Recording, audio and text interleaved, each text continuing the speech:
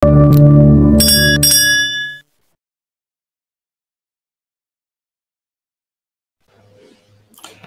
araw po sa inyong lahat ha. At sana po kayo ay nasa mabuting kalagayan. Alam ko po, maski ako po ay malayo sa inyo na talagang sinasalanta na naman tayo ng isang bagyo. At bagamat ang Pilipinas naman po ay sanay sa mga bagyo, ay talaga naman po nakikita natin na parang hindi tayo natututo sa ating mga nakalipas na karaan at palagi pa rin tayong napakalaki ng kakulangan pagdating sa ating mga hakbang na ginagawa para maibsan ang epekto ng delubyo gaya ng isang malakas na bagyo. At nakakalungkot nga lang po na bagamat dapat sana ay meron na tayong standard operating procedure pagdating ng bagyo, itong administrasyon nito pag dumating ang bagyo parang hindi alam ang gagawin. Ang gusto nila, gumawa ng kanilang mga hakbang kapag nandiyan ang bagyo. O anong pruweba nito? Hindi ba yung Secretary of National Defense na dapat nasa Pilipinas bilang chairman ng national, NDRMC, Disaster Relief Something Response, no? Nandoon sa Amerika ngayon, no? At hindi mo naman alam kung anong ginagawa kasi buong araw kahapon, unang araw nila sa Amerika, hindi naman sila hinarap ni President Trump, no? So hindi ko maintindihan kung anong pinagkakaabalahan nila.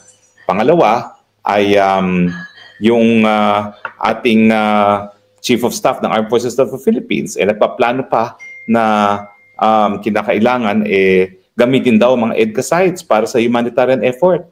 Di ba ganyan na nga sinabi nila ng mga nakalipas? Nagagamitin nila yung EDCA sites para sa humanitarian assistance pagdating ng mga bagyo. Paulit-ulit nilang sinasabi yan. Ang katunayan naman, hindi pinagagamit. Bakit? Dahil kung babasahin yung EDCA, bawal tayong pumasok doon sa mga EDCA sites. Mantakin ninyo, mga base militar ng Pilipinas, hindi naman sila nagbabayad ng upa, and yet hindi tayo po pwedeng pumasok. Kaya nga isa sa pula ko dyan sa EDCA na yan, nung minsan na tinangka namin ipawalang bisa sa hukuman, ay meron tayong polisiya laban sa nuclear weapons at hindi natin malalaman kung meron ang nuclear weapons sa mga Amerikano dyan sa mga EDCA sites na yan dahil bawal naman tayong pumasok sa mga lugar na ginagamit ng mga Amerikano. No? So, paulit-ulit ang bagyo, paulit-ulit na sinasabi ng EDCA site ay magagamit natin for humanitarian assistance pero ang katunayan, hindi naman natin nagagamit. Aber, saan nyo nga ginamit yung mga EDCA sites na yan? Wala nga ni isang amphibious vehicle na pinahihiram sa atin ng mga Amerikano. No? Wala naman mga Amerikanong mga kasundaluhan na rumerespak sa mga kababayan natin na nasa bubong na kanilang mga bahay dahil nga sa napakataas na baha. No? Wala namang engineering brigade ng US Armed Forces ang ginagamit para madredge ang ating mga rivers na alam natin nag-overflow. Pangunahin na dyan ang Marikina River, no? At saka yung Cagayan River, no? So wala naman tayong mga kasangkapan na pinahihiram ng mga Amerikano para gawin yan sa panahon na tag-init o panahon na walang bagyo para na nga maibsan ang epekto ng matinding pagbabaha. So sa akin, itigil na natin yung pagdidikit sa issue ng EDCA sa malapit na relasyon natin sa Pilipinas dun sa ating disaster response. Dahil ang katotohanan po, wala namang tulong na ibibigay sa atin ng Amerika pagdating ng delubyo gaya ng mga bagyong malalakas na dumarating sa ating bayan. At nakakabuwisit lang na itong administrasyon nito, wala talagang foresight kung anong gagawin. Alam naman nila na talagang dinadaanan tayo ng bagyo. Pinakamarami tayong bagyong dinadana sa buong mundo. Talagang halos 20, hindi bababa sa 20 ang bagyong dumadaan sa atin. And yet, bakit wala pang standard operating procedure na dapat sinusunod na nang hindi tayo nakatunganga pagdating ng bagyo? Alam niyo, sa totoo lang, dahil siguro wala nga ang presidente sa Pilipinas nang nagbagyong ito, walang presensya ang gobyerno. Ang tanging gumagalaw lang yung Office of Vice President na 733 million lang ang budget, siya ngayon ang nagbibigay ng libreng sakay at libreng mainit na pagkain sa mga biktima ng bagyo.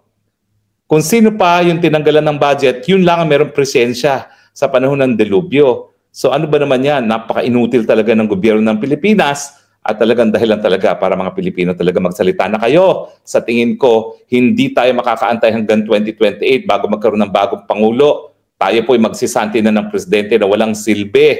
At itong ating karanasan sa bagyong ito, gaya ng mga karanasan natin sa nakalipas na bagyo, ito'y isang patunay ng matinding korupsyon sa administrasyon ni Marcos na pinagmamalaki niya nung huling SONA na meron daw siyang 5,500 flood control projects na wala naman pong benepisyong naibigay sa bayan. Palpak, palpak, palpak. Simple as that. So mag-aantay pa ba kayo hanggang 2028 para sisantihin ang ganyang presidente? Ay bilang taong bayan, kayo po may kapangyarihan talaga na siyang magsisante sa nakaupong palpak na presidente. Karapatan niyo po yan sa isang demokrasya. So dapat panindigan yung karapatan na yan. O wag na tayo mag-antay na patuloy na paulit-ulit na nagkakaroon ng delubyo, nagkakaroon ng bagyo at walang ginagawa ang gobyerno. Samantalang limpak-limpak na salapi ang ginugugol natin para sa mga flood control projects na ang katunayan, pinagkakapirahan lang ng mga politiko from the president down. So kailan pa ba tayo magtsatsaga sa gobyernong walang silbi at inutil? Gumalaw na kayo mga Pilipino. Kung minsan, 2 beses tayo nagsisante ng presidente, gawin na natin. Pangatlong beses, sisantihin natin ng presidente, karapatan ninyo yan. At ang Korte Suprema nagsabi, kapag ang taong bayan na nagsisati sa presidente, 2 beses na nangyari, yan po ay sang-ayon sa saligang batas dahil ang kapangyarihan sa isang demokrasya nakasalalay talaga sa mamamayang Pilipino. Diba po? Nako, maawa naman kayo sa inyong mga sarili. Taon-taon na lang, 20 bagyo. Dito sa administrasyon ni Marcos Jr., pangatlong taon na. Wala talaga. Ang kanilang disaster response, kamot sa ulo at magtanong, what do we do now? Diba? Malinaw naman yan nung isang televised na nasa NDRM-MMC si Marcos Jr. sa kadahilanan na sinasalanta tayo ng isang malakas na bagyo. What do we do now? Hindi po pwede na ang presidente mo ay magkakamot ng ulo at magsasabing what do we do now at meanwhile, nagkakaroon ng bisyo. Na yung bisyo nagre-resulta na ang kanyang utak ay nandoon sa alapaap at hindi nandito sa mundong ibabaw kung saan nandito mga problema ng mga Pilipino na sinasalanta ng bagyo. At ayan naman, nakita ninyo, bagamat limitado ang budget, ang presensya ng gobyerno limitado sa ginagawa ng Office of the Vice President dahil sila yung merong foresight na paghandaan ng mga darating ng bagyo. Nandyan ang mga pre-pack relief goods, nandyan ang libreng sakay. Kayong gobyerno dyan, bakit hindi kayo makapagbigay ng libreng sakay para sa lahat? Bakit yung kakaunting budget lang ng OVP ang gagastusin nyo para sa libreng sakay? Alam nyo naman, delubyo ito. At saka yung pagkakansela lang ng klase. Ano ba nangyari dyan? Dapat ibalik na yan yung sa mga nakaraan na panahon na ang national government na magde-decide kasi yung national government, nasa ilalim nila ang pag-asa at alam nila kung ano ang epekto ng panahon sa seguridad at well-being ng ating mga estudyanteng mga kabataan. Sus Mariose, magkakansela kayo ng pasok. Sa kalagitnaan na ng pasok, nakapasok na mga estudyante. Paano sila makakauwi? Lalangoy na naman sila sa kanilang mga tahanan dahil ang flood control projects, the 5,500, kinurakit mga politiko at nagiging giant swimming pool ang buong Metro Manila at buong Luzon. Di ba yan ang katotohanan? Sos Mariosep, mga Pilipino alam ko pasensyoso kayo pero hindi na nasa lugar ang inyong pagiging pasensyoso. Kinakailangan magalit na kayo. Sisantihin nyo na yung presidenteng palpak. Hanggang 2028 pa ba kayo magtsatsaga? Mahiya naman kayo sa inyong mga sarili.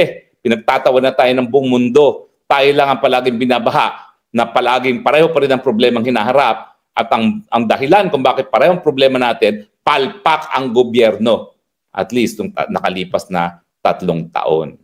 Siguro naman hindi niyo mapupula kay Presidente Duterte anong panahon niya kasi kami talaga nano kami sa NDRM-MC at hindi kami gumagawa ng plano kung ano ang magiging response ng gobyerno sa bagyo. Pinare-report ni Pangulo Duterte kung nasunod ba yung plano. Yun ang dahilan kaya kami nagre-report dyan live sa NDRM-MC para makita ng taong bayan na yung mga plano na narariyan na bago pa sumalanta ang bagyo ay sinusunod ng mga lokal na opisyales at ng mga ahensya ng gobyerno.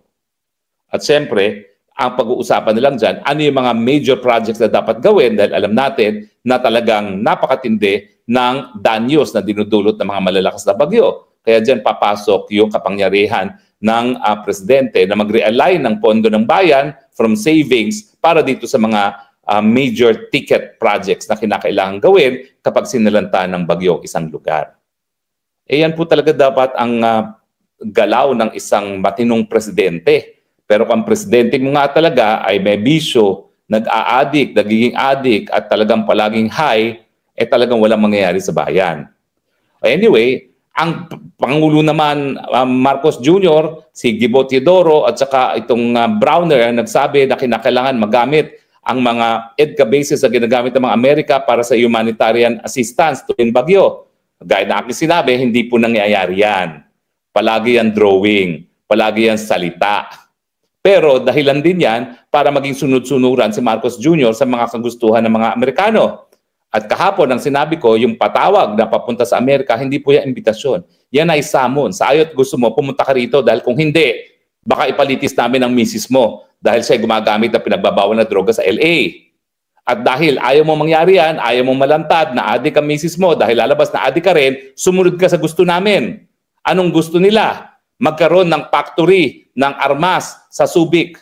Alam niyo ba kung mangyari yan?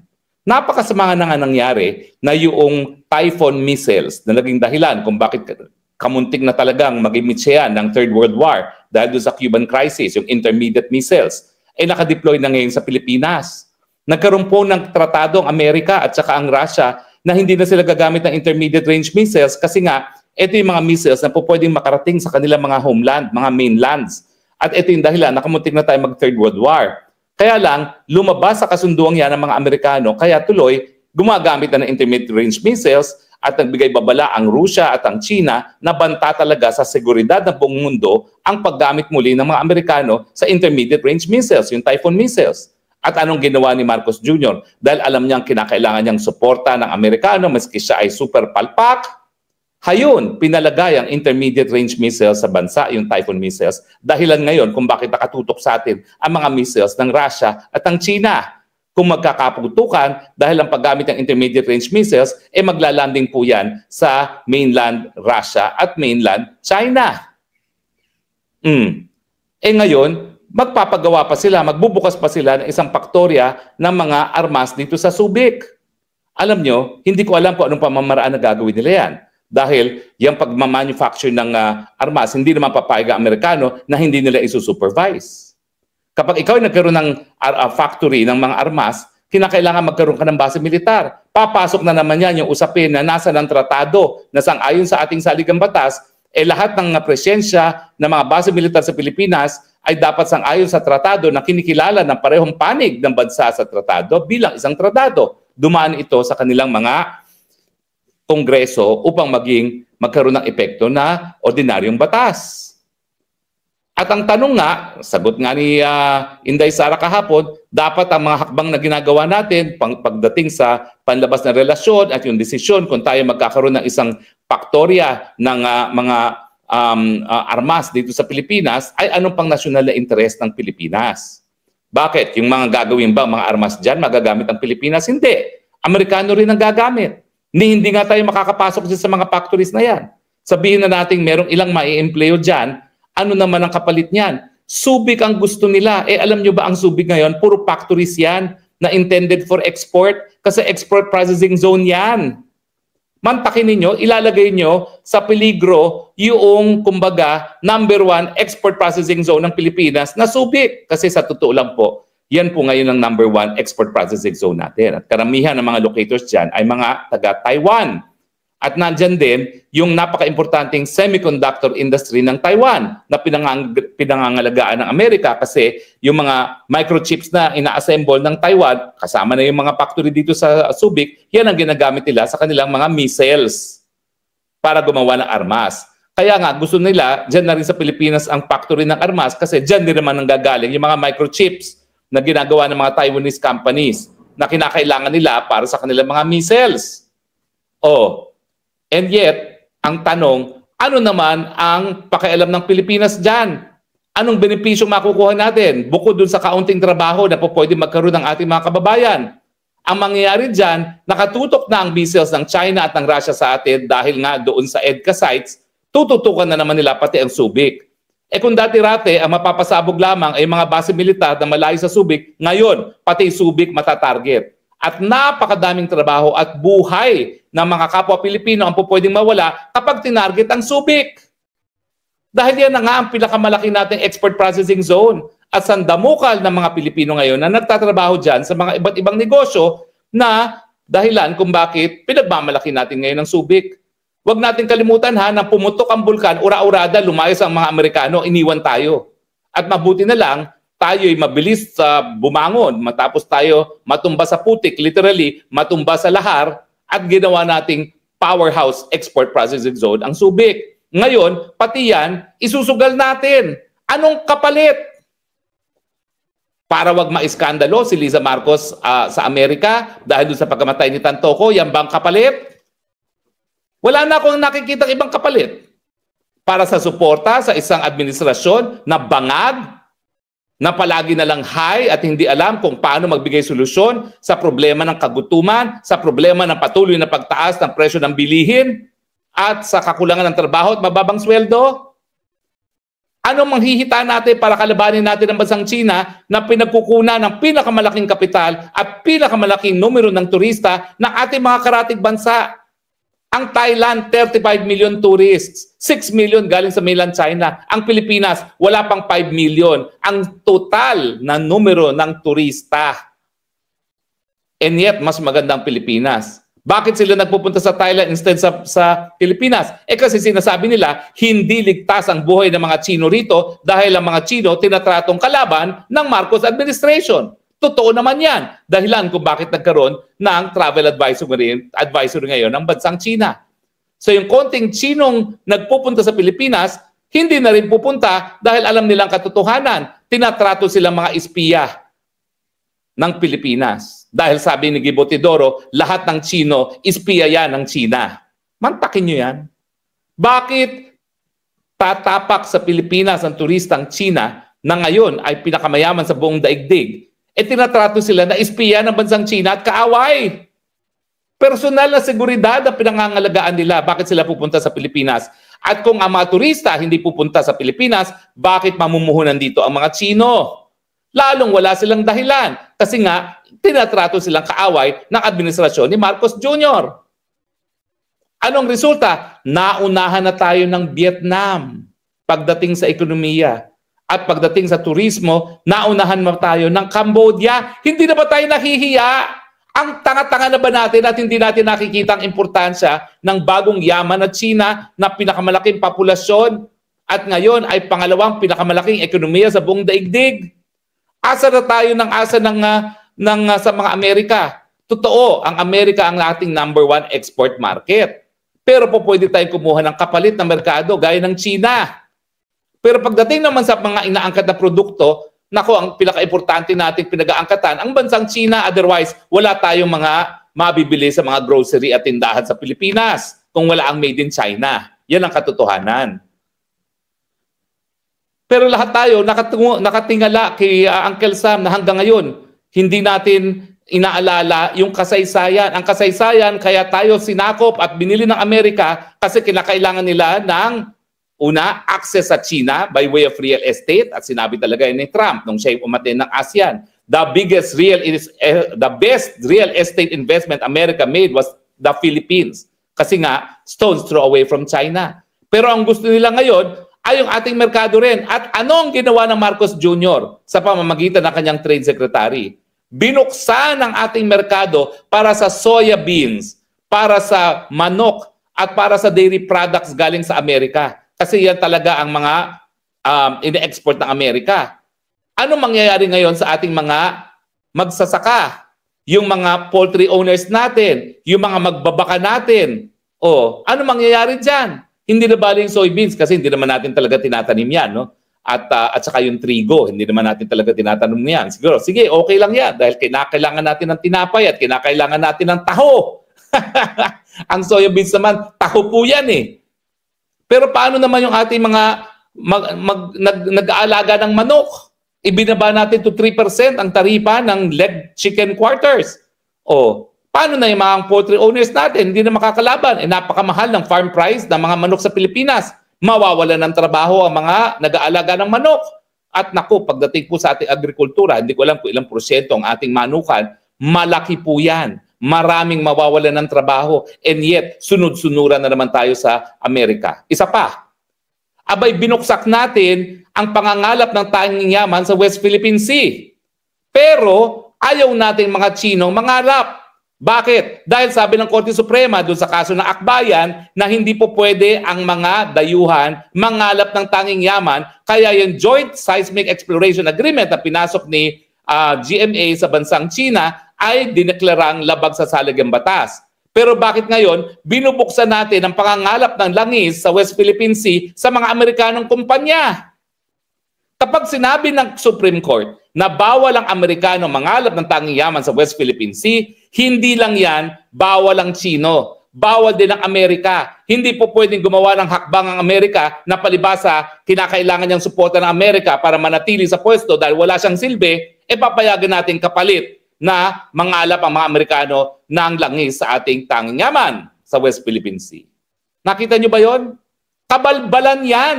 Sinabi ng Supreme Court, bawal. Kaya nga hindi natuloy yung Joint Seismic Exploration Agreement sa panig ng Pilipinas at ng China. Ngayon, ibibigay niyo sa mga Amerikano. Sa tingin niyo, magbabago ang desisyon ng Korte Suprema dahil iba na ang mga ngalap, hindi na China, kung hindi Amerikano?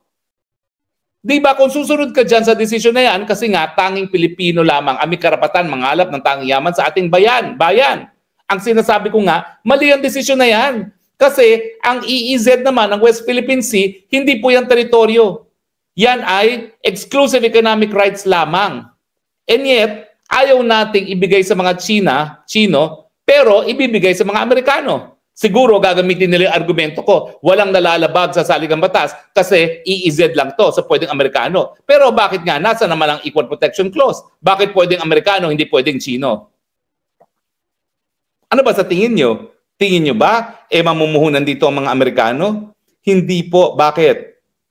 Unang-una, naghuhukay para sa langis ngayon ang mga Amerikano sa ilalim ni Trump. Sa Amerika mismo, tinanggal na ni Trump ang lahat ng pagbabawal dahil nga sa objection sa mga environmental groups. No? Talagang dig sila for oil dahil importante ang kanilang oil security.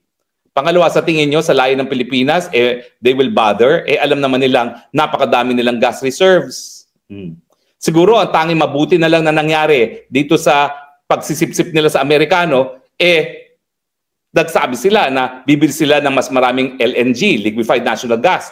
At ako naman talaga, matagal ko na sinasabi na kinakailangan magtayo na tayo ng mga LNG dahil mura ang LNG at yan talaga ay mas malinis kesa sa oil. Pero ang katotohanan niyan, hindi naman tayo makabili ng Russian LNG at pinakamalaki export ng Russia kasi nga may sanctions ang Amerika. So nangyari, pinipilit tayo ngayon ng Amerika sa amin kayo bumili ng LNG. Maski ang magiging resulta dyan, siguro mas mahal pa rin ang LNG galing sa Amerika kasi yung transportation cost. Tayo ang Vladivostok, nasa north lang natin yan. Meron namang pipeline yan na po pwede isakay ang LNG from Vladivostok to Luzon. Ang bilis-bilis lang yan. 2 araw lang yan. Samantalang sa Amerika, 2 linggo siguro yan kapag dadali niyan ng tankers. Diba? So pinipili tayong bumili ng American products gaya ng agricultural products at LNG dahil gusto nila ng merkado. At the same time, nais lang gamitin ng ating teritoryo kung magkakaroon ng putukan with China over Taiwan. Ano ibig sabihin? Kolonyalismo na naman. Bumalik tayo sa kasaysayan. Binili tayo ng Amerika dahil kinakailangan nila ng access to China at kinakailangan nila ng mas malaking merkado para sa kanilang mga produkto. At 110 million Filipino, 1/3 tayo ng populasyon ng buong Amerika. Napakalaking merkado natin. Yan ang interest ngayon ng Amerika. Ibig sabihin, balik na naman tayo sa pagiging colony ng Amerika na nagpapagamit sa teritoryo para sa pang-national interest ng Amerikano at nagbibigay ng merkado para sa produkto ng mga magsasakang Amerikano. Diba? And yet, lahat ito nangyayari dahil kinakailangan ni Marcos Jr. ng suporta dahil alam ng tao, bangag siya at hindi na dapat maging presidente.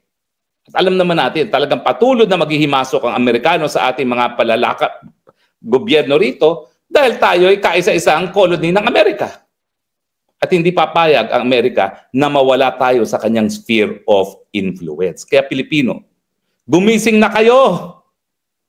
Ang inyong antas ng kabuhayan nakasalalay sa inyong mga sarili, hindi sa mga dayuhan.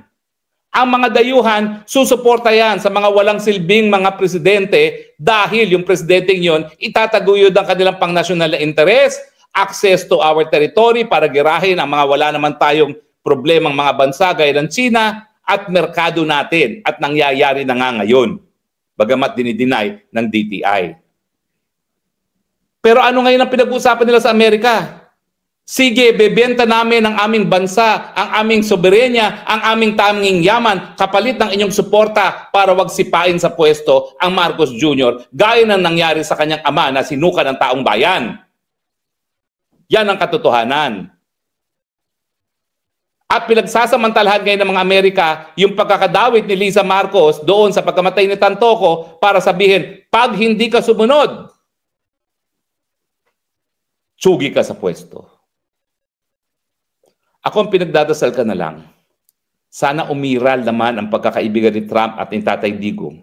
At maski ang Amerikano ay talagang magdidikta sa Pilipinas, sana isama na niya sa dikta na gawin ang lahat para mapauwi si Tatay Digong. Dahil talaga namang ang nag-surrender kay Tatay Digong ay si Marcos. Siyang gumawa ng paraan para ibalik si Tatay Digong. At sana nga, dahil ito namang patawag kay Marcos Jr. ay hindi imbitasyon, kundi summons. Sa ayos sa gusto mo, pumunta ka rito, halika rito, bilang aking alipin, pumunta ka rito. Isama na sana sa dikta ng amo sa kanyang alipin, si Tatay Digong. At ako naman, alam mo ko, hindi ako ideolog, hindi ako komunista. Ako'y nagmamahal na Pilipino. At kung ang kapalit ng lahat yan ay pagbabalik ni Tatay Digong, kahit papano, siguro tatanggapin ko ang realidad. Pero hindi naman po pwedeng wala tayo kahit anong benepisyo. Oh, gumawa ng paraan ngayon yung Marcos Jr. na yan, bawiin niya yung sinurrender niya sa ICC. Although sa tingin ko, wala nang pamamaraan. Pero at least, sana, dahil magdidikta naman ng mga Amerikano, isama na sa dikta ni Trump, hey, huy, Marcos Jr., kung gusto mong suportahan kita, itigil mo yang pag-cooperate, pagtutulungan sa ICC. Dahil galit ako sa ICC.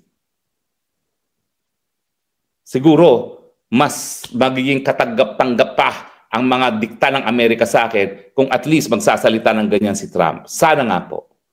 Pero abangan natin ang susunod na kabanata kasi hanggang ngayon, minomonitor ko, hindi pa nagkikita si Trump at si Marcos Jr. Wala sa official schedule. At ang sabi ko nga, hindi naman ito imbitasyon, ito ay summons. So sa tingin ko naman, haharapin siya ni Trump at ibibigay ang dikta sa kanya. In the same way, nadiriktahan niya si Zelensky ng Ukraine, na pumalag naman si Zelensky. Ako si Zelensky, nababalita, user din niya ng cocaine.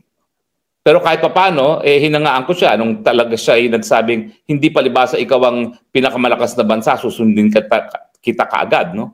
Bagamat si Zelensky, abay ibibigay niya yung kanyang mga rare earth metals. Gaya ng, doon sa dokumento na linabas ni Ana Malindoy, isang respetadong akademiko, pati ang ating nickel, cobalt, bibigay natin at iron sa Amerika. Iyan ay mga rare earth metals din. Ang nickel ngayon, napaka-importante pagdating sa baterya para sa electronic vehicles.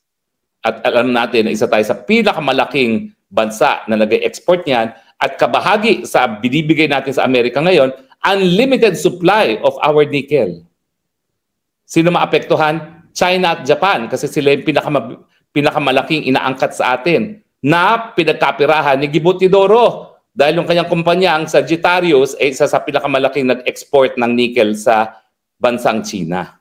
Kaya nga yung mga amboy gaya ni Gibutidoro, ay dako, hindi lang sila dayuhan dahil taga Malta pala siya, sasabihin na ang kalaban ay China, pero nagpayaman naman sa kanya, China rin.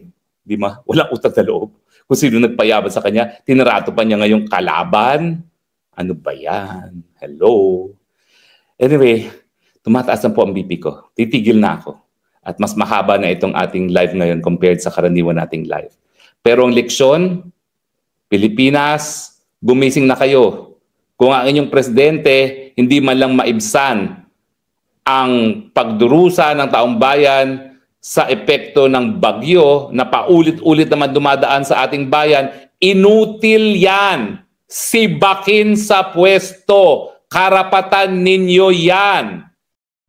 At lalong-lalo na kung yung inutil na presidente sa panahon ng bagyo ay siya pang magbebenta ng soberenya, teritoryo at tanging yaman ng bayan sa mga dayuhan, mas malaking dahilan yan para tsugiin ang ganyang leader. Again, kapangyarihan nyo yan bilang soberenyang mamamayang Pilipino. Huwag ninyong pabayaang nakawin sa inyo ang inyong karapatan na maging soberenya sa bansang Pilipinas.